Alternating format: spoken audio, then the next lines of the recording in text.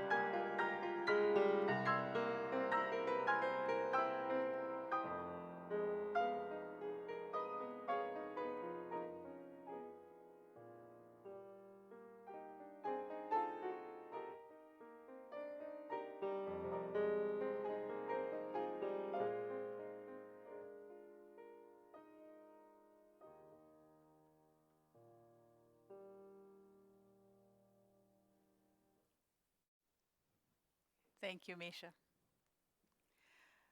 My call to worship this morning is titled Suddenly Awake with Awe, written by the Reverend Gretchen Haley. Do not fail to be surprised by the catching of your breath, the quickening of your heart, the fullness of your eyes, wide and suddenly awake with awe. Here is a place filled with wonder that still there might be something newborn today, that we might be born anew today. Do not fail to notice the changing, the life full and abundant, already beginning by our coming together, already possible by the promises we make to give, to receive, to become more together, and to forgive again and again the falling short that is always already here.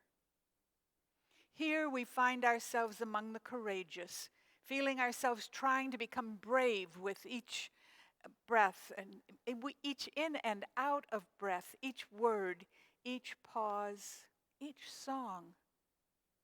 We give thanks to be on this journey, in this faith together. Come, let us worship together. Our opening hymn is number 83 in the hymnal, Winds Be Still.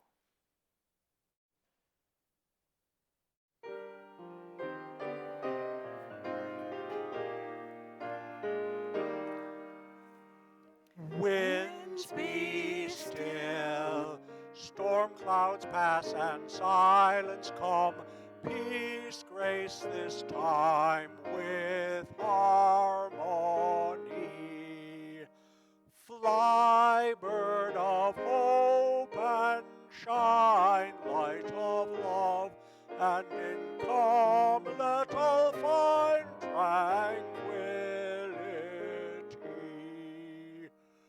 Bird, fly high, lift our gaze toward distant view, help us to sense life's mystery.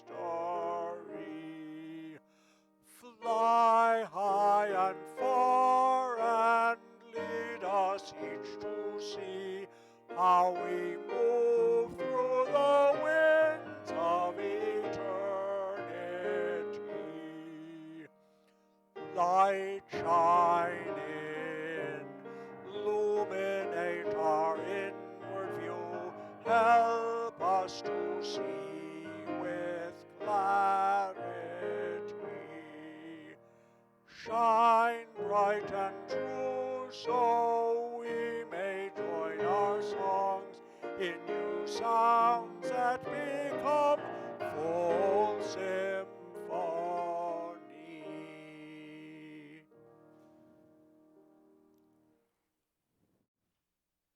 This is the time when I would usually be saying, please be seated. Look, friends, to the sky, to the stars that dance with this tiny globe on which we travel. Look to the horizon, the tree line, the expanse of wide open fields, to this living, breathing earth that makes our living and breathing possible. Look at the faces that surround you and notice what a wonder it is that we don't have to walk this world alone. All of it is a miracle. All of it deserves awe. Please join me in lighting the chalice. The words are on your screen. May this light we now kindle, and this time we spend together, illuminate the astonishing preciousness of it all. And join me in saying our covenant together. Love is the doctrine of this church. The quest of truth is our sacrament, and service is our prayer. To dwell together in peace, to seek knowledge and freedom, to serve others in community to the end that all souls shall grow into harmony with creation. Thus do we covenant with one another. My topic this morning is awe. And while I have collected quotes and readings and opinions about the word and the concept it describes, I have to admit that personally, I cannot pin it down. Is it solely a religious concept associated with God and creation at the center? Or can it be experienced in a secular situation? This then is the first question I will attempt to respond to this morning. What is awe? Something I read when I was preparing this morning's service said that some people are more prone to experience awe than others, and there have been evolutionary benefits to the emotion. These people who experience more of it are called aweists. My second question then becomes, how does the experience of awe benefit us as human beings? And my third question follows fast on the heels of this, because I believe that individual experiences flow into the communal experience. So if the experience of awe affects us in community, should we seek it or encourage it? And how can we utilize it? I know this sounds all very scientific, very case study approach to the service, but as I form the questions and begin to explore my responses, I feel quite spiritual. Let's see what comes from this all. But first, a story for all ages. One day, a religious man approached a mystic and asked, "Does God exist?" And the mystic said, "Allow me to go within for an answer." And after meditating for quite some time, expanding her heart consciousness to embrace the totality of existence, she answered, "I do not know what you mean by the word God, but I do know that this world is more mysterious and more wonderful than I could ever imagine. I know that you and I are part of something so much larger than our own lives. And perhaps this something larger is what you seek." Well, then the religious man approached a scientist and said, "Does God exist?" Ooh, let me think, the scientist replied. So she thought. She thought about the vastness of the universe, 156 billion light years, or something like 936 billion trillion miles in diameter, and the almost immeasurable smallness of a quark. And she thought of how the energy of the Big Bang fuels the beating of her own heart. And finally she answered, I do not know what you mean by the word God, but I do know that this world is more mysterious and more wonderful than I could ever imagine. I know that you and I are part of something so much larger than our own lives.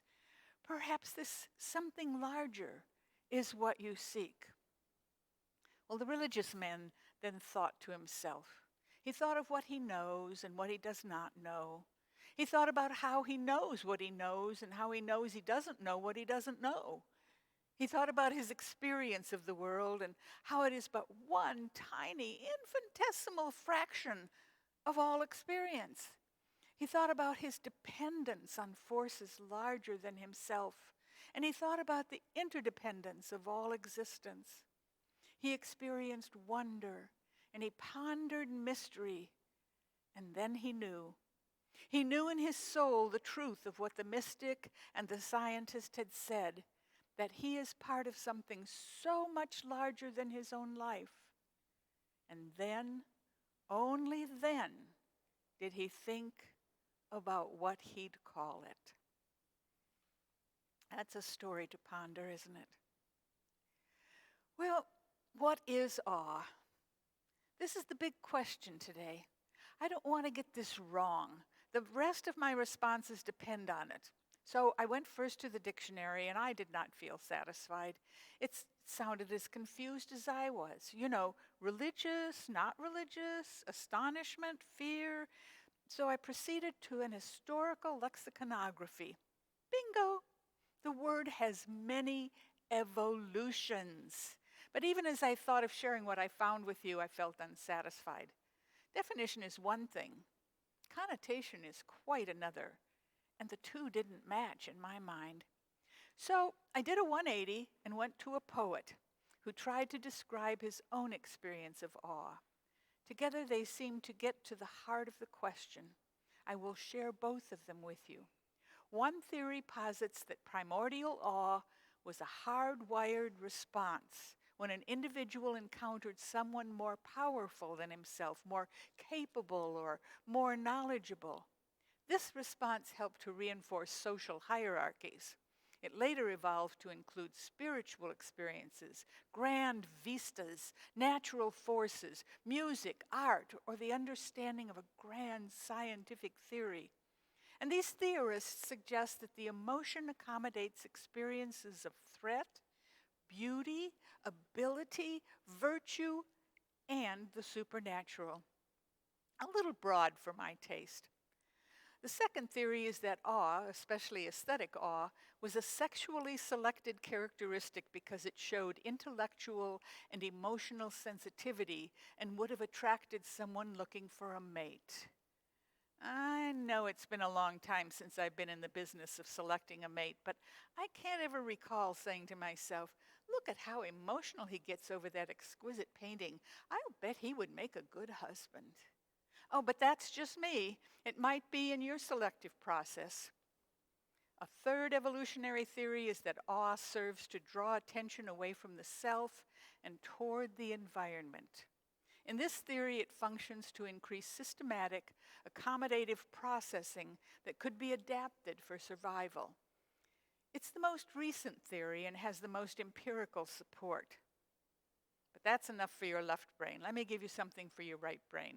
Are you ready to switch? Here goes. Stand, stay still, keep silent. Mouth opening and closing, speechless at this brilliant moment, sky tearing apart in your heart. An art of wordlessness opens up before me. The open world lies ahead. Stand, stay still, keep silent. Sun brighter than bright, bigger than big, lighting the peaks of the mountains that loom above the road I follow. heart open to the vastness of it all. Hope. I am becoming infinite. I am becoming bigger than myself, bigger than the sun that I reach for. This feeling, this victorious cry in the void, this freedom bubbling up within, is a feeling I cannot live without. Without it, I am not truly living, but only breathing. I reach and reach and reach toward the heavens, toward the brilliant light. Even in the darkness, I see it shining.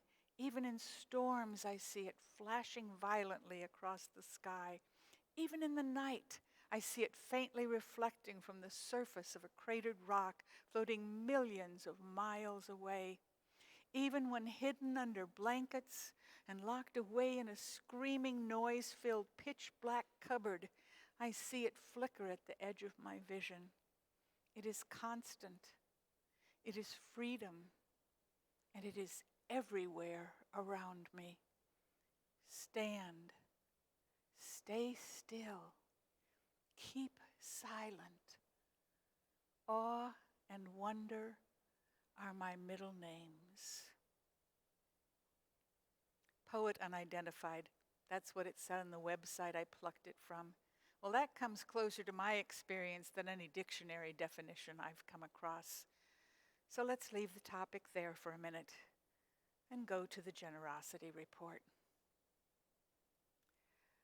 With well over $1,000 in the audiovisual fund to make the recordings of the service more professional, we have purchased a new camera with the ability to zoom in, and it also has other attributes I don't yet understand. It won't be here until sometime next month, but I think you will see an improvement in our services. Our gratitude for those who have contributed to the fund, we need about $1,500 to $2,000 more. I want to highlight one of our members, Colleen Brewer. She has recently gotten herself trained as a voter registration specialist. She is currently going door to door in areas where registration is low and helping people understand the importance of registering and voting in the upcoming November election. Thank you, Colleen, for the generous use of your time and your talents. She invites anyone that wants to accompany her to come along and help. And we want to especially thank the Unitarian Universalist Association of Churches, which holds the mortgage on our building. They have given us a year's grace of paying interest only until we can see our way clear through the pandemic. We have not run out of money, but we don't know what the future will bring to you, our donors, and to the church itself. But gratitude abounds. I'm already thinking that this topic of awe is more broad, more composite than I first considered it. As I searched through writers and theorists' descriptions and explanations, I kept getting this sense of fullness, of complexity that was thrilling and exciting and fulfilling. Might I say, awesome? I want you to have some of that same experience this morning. So for my readings, I have selected two very different pieces, a poem and a comment, and both of them are about creation. This is a topic that has intrigued humankind from the beginning. Where do we come from? How did it all begin? Why are we even here in the first place? The whole idea of creation fills me with awe. And the poem I'm going to share is mine, written at leadership school many years ago for a worship service I was involved in. It is a new creation story, with a little humor thrown in. My second reading is by Albert Einstein. Again, two very different experiences and two very different explanations for the same topic. Two very different kinds of writers. My poem is called Creation in Three-Quarter Time with Mixed Metaphors. There was space, but no beginning. And in the space were spaces, and between the spaces, stars. They moved about, space and spaces and stars, a kind of celestial, progressive dinner without food. A kind of heavenly musical chairs without a loser. And their movements made music, swish and bang and And their music made dancing sway and step and bow. And their dancing made intimacy come and stay and join. And their intimacy made possibility and potential. And maybe, and yes, a kind of blind date between old friends, a kind of dream without sleeping. Now, possibility was egg, potential was seed, and the possible egg hatched and spawned and bore, and the possible seed sowed and sprouted and bloomed, and egg and seed combined together and made creation. A kind of Mardi Gras in July without Lent, a kind of memorial service for silence and emptiness without regret. There was creation in space. There was creativity in the spaces. The stars blazed with creatures and creators, and everywhere there was, and still is, music. Listen, it's within you. And everywhere there was, and still is, dancing. Look around you. And possibility and potential are ever again intimate. Look between us. Now the eggs are within the male and the female and the other. Everywhere is possibility. And the seeds are within the female and the male and the other. Everything is potential. And the music is dance, and the dancing is intimacy, and the intimacy is song. A kind of cosmic choir in tap shoes without a program or score. Creation, unlike destruction, doesn't need to keep score. Albert Einstein was writing about awe, creativity, and the birth of religion, and he said, the most beautiful thing we can experience is the mysterious. It is the source of all true art and science. He to whom this emotion is a stranger, who can no longer pause to wonder and stand wrapped in awe, is as good as dead. His eyes are closed. This insight into the mystery of life, coupled though it be with fear, has also given rise to religion. To know that what is impenetrable to us really exists, manifesting itself as the highest wisdom and the most radiant beauty which our dull faculties can comprehend only in their most primitive forms. This knowledge, this feeling, is at the center of true religiousness. In this sense, and in this sense only, I belong in the ranks of devoutly religious men. It is enough for me to contemplate the mystery of conscious life, perpetuating itself through all eternity, to reflect upon the marvelous structure of the universe, which we can dimly perceive, and to try humbly to comprehend even an infinitesimal part of the intelligence manifested in nature. Because awe does bring in from time to time and place to place the question of God, as in the story for all ages, I thought our next hymn to be appropriate for our discussion. I like it because it is so relatable, whether you answer the question of the religious man with a yes or a no. It's hymn number 23, Bring Many Names.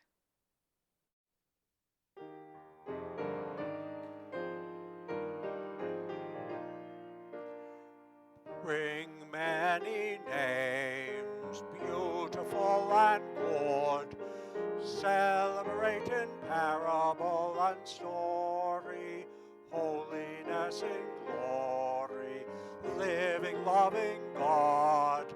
Hail and Hosanna, bring many names, strong Mother God, working night and day, planning all the wonders of creation, setting each equation, genius at play. Hail and Hosanna, strong Mother God, warm Father God, hugging every child, feeling all the strains of human living, caring and forgiving children. reconciled. Hail and Hosanna, warm Father God, old aching God, grey with endless care, calmly piercing evil's new disguises, glad of new surprises, wiser than despair. Hail and Hosanna, old aching God, young growing God, eager still to know, willing to be changed by what you've started, quick to be delighted, singing as you go. Hail and Hosanna, young growing God, great living God, never fully known, joyful darkness far beyond our seeing, closer yet than breathing, everlasting home. Hail and Hosanna, great living God. Okay, there was one more. That's okay. My second response to the question, how does the experience of awe benefit us as human beings? So far, we can safely say that the experience of awe lies outside the ordinary, the everyday common experience. It might shake us, awaken us, make us exclaim or write poetry or fall dumb with astonishment. Then what? How does it change us? How does it make us more awake or more caring or even more curious? According to one pair of researchers, it opens us to the realm of possibility. Rosamund Stone Zander and her husband Benjamin Zander, in their book The Art of Possibility, theorized that in our everyday lives, with its rituals and its routines, we live by our map of the world and not in the world itself. This map, they say, was taught to us as children. This is how to look at the world, or gathered from our own experience. But this map also includes who we are by our own definition, what our purpose is, what we are supposed to do or expected to do moment by moment. It's not a terrible way to live. It brings us happiness at times, satisfaction as well as disappointment. But, posit the Zanders, this is mere survival.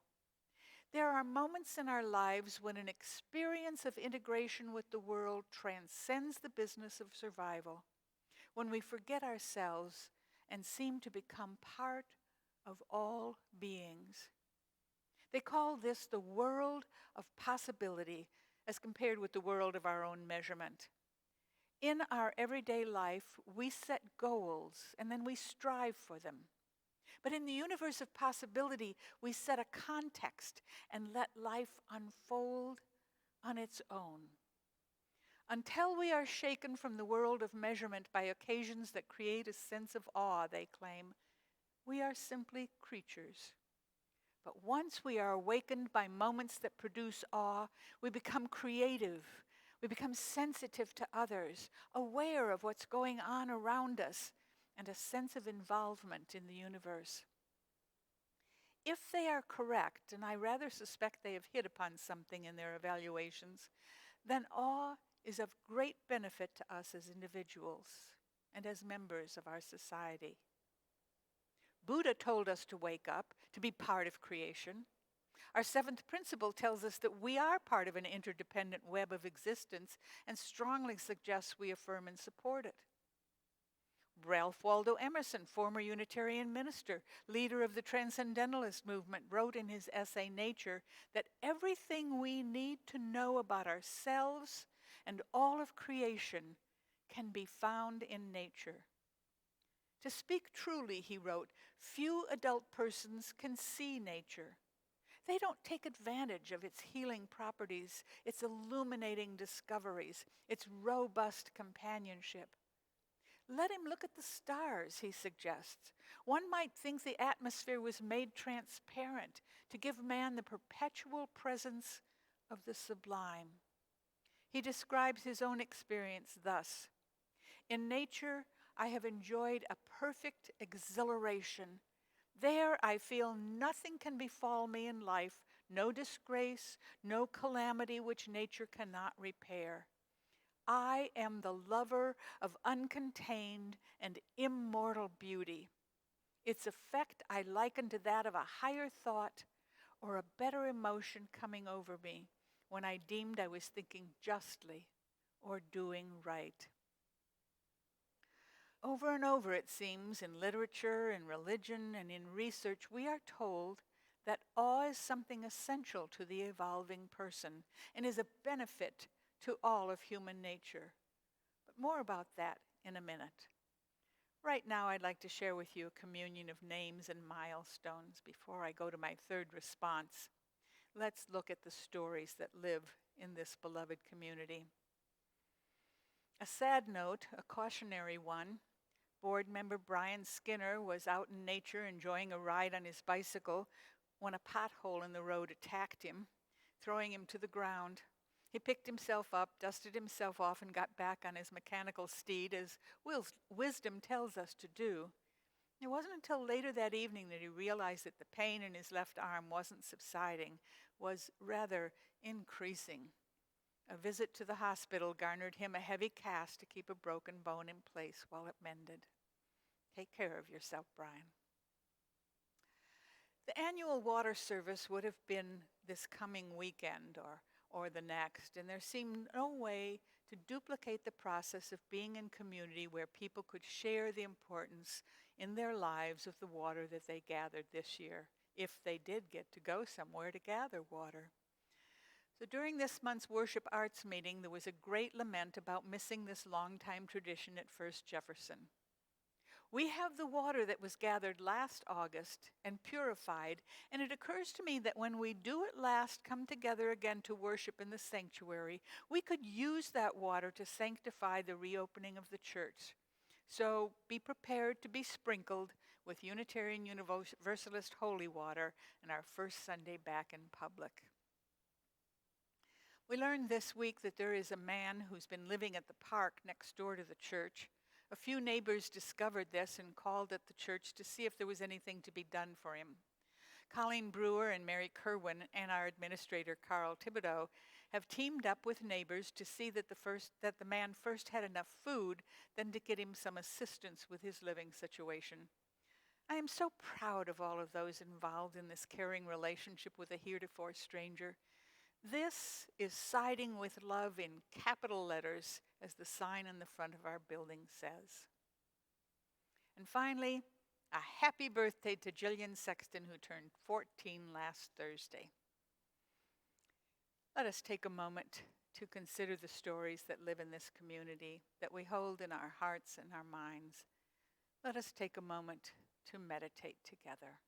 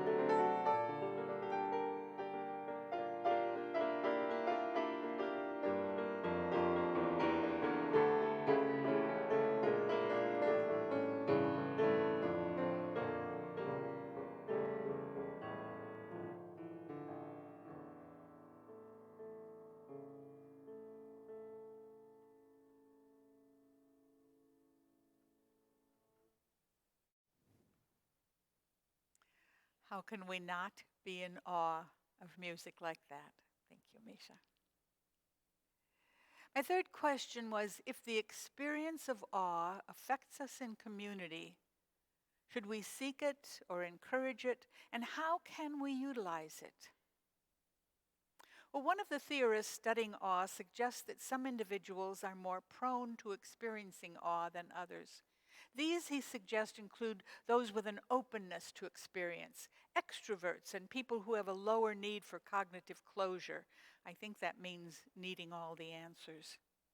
I suppose it's as good a theory as any, but as a certified introvert and a person who's awe-prone, I might argue against it. But here's another theory by Rabbi Lawrence Kushner, author of Why Bad Things Happen to Good People and other books. He told it as a story. He said, Jewish tradition says that the splitting of the Red Sea was the greatest miracle ever performed. It was so extraordinary that on that day, even a common servant beheld more than all the miracles beheld by Isaiah, Jeremiah, and Ezekiel combined. And yet we have one midrash that mentions two Israelites, Reuben and Simon, who had a different experience. Apparently, the bottom of the sea, though safe to walk on, was not completely dry, but a little muddy like a beach at low tide. Reuben stepped into it and he curled his lip. What is this muck? Simon scowled. There's mud all over the place, he said. This is just like the slime pits of Egypt, replied Reuben. What's the difference, complained Simon. Mud here, mud there, it's all the same. And so it went for the two of them, grumbling all the way across the bottom of the sea. And because they never once looked up, they never understood why on the distant shore everyone else was singing songs of praise. For Reuben and Simon, the miracle never happened. Awe did not exist. If you are in need of cognitive closure or simply not used to looking up when miracles are occurring, I have some suggestions for you. Emerson says, go outside and experience nature. Try that. If that doesn't work, try something different. Buddha says, train yourself to desire less and you will have more pleasurable experiences. Have you given that one a shot? Rabbi Kushner says, look up once in a while, not always at your feet. Professor Einstein suggests you embrace the mysteries of life. The religious man, the mystic, and the scientist say to see yourselves as part of the larger picture, and don't worry what it's called. Author and theologian Susan Beaumont, who I've not mentioned before, who I'm introducing for the first time, says the three things that get in the way of awe are your own internal voice of judgment, your fear, and your cynicism. It's the we've never done it that way syndrome for individuals. She recommends we get rid of them all if we can, because wonder trumps anxiety. Wonder invites our best, most creative thinking. So open your eyes, your mind, and your heart to awe. Once you find your entry into the experience of awe, don't let it get away. Whatever their theories say, researchers, poets, theologians, and awe practitioners agree it's good for you in a way that makes you a better part of the world community. Community is what completes us as individual people. We live not for ourselves alone, and that's a good model to follow, because awe seems to be a part of it.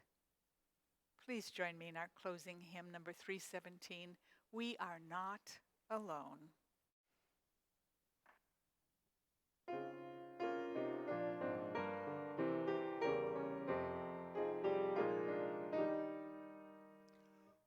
We are not our own, earth forms us, human leaves on nature's growing vine, fruit of many generations, seeds of life divine. We are not alone, earth names us, and with justice will it find. family and friends and strangers, show us who we are. Therefore let us make thanksgiving, and with justice willing and aware, give to earth and all things living liturgies of care. Let us be a house of welcome, living stone, holy, living stone, gladly showing all our neighbors we are not our own. Thank you, Dan, for giving voice to our music this morning. This chalice has glowed as a symbol of our community, apart though it may be. We can extinguish it now because we take it with us in our hearts and our minds until we meet again. My benediction this morning is from John Seuss and a poem he wrote called Lifting Our Voices, number 7. I don't know about numbers 5, 6, 4, 3, 2, and 1. To be of the earth is to know the restlessness of being a seed, the darkness of being planted, the struggle toward light, the pain of growth into the light, the joy of bursting and bearing fruit, the love of being good for someone, the scattering of your seeds, the decay of the seasons, the mystery of death, and the miracle of birth. So may it be in all our lives.